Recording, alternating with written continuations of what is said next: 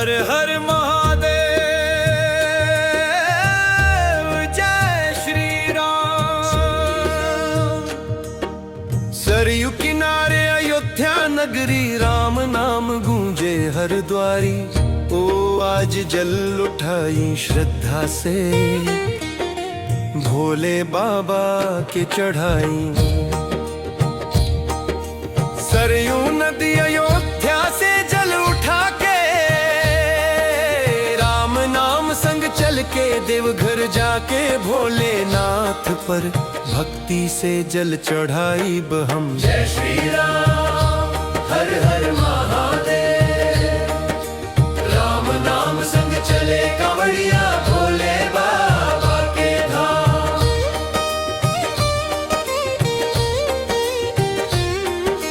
अयोध्या नगरी छोड़ के निकली, मन में राम के नाम। कांधे पे कांवड़, आंख में आस्था, लक्ष्य बैद्यनाथ धाम।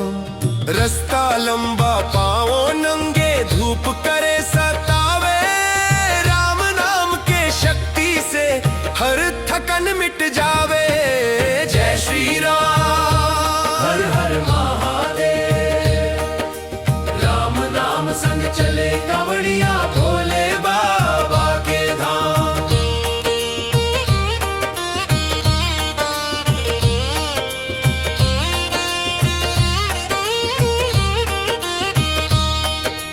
भूख प्यास सब भूल गयल, नाम जपे दिन रात। राम जी के कृपा साथे, भोले देते साथ। हर कदम पर विश्वास बढ़े, मन हो जाला मजबूत। राम से शुरू, शिव पे पूरा, भक्ति के ही रूप। जय जय श्री राम, हर हर महादेव।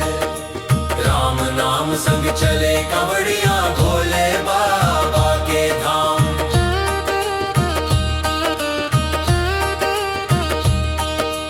देवघर धाम नजदीक आवे, आंख में खुशी के नीर। बैद्यनाथ के दरबार में मिट जाला हर पीर। सरयू जल जब चढ़े शिव पर, पूरा हो जाला अरमान। राम शिव एक ही शक्ति हमें, सच्चा सनातन ज्ञान। जय जय श्री राम, हर हर महादेव। राम नाम संग चले कांवड़िया भोले बाबा के धाम।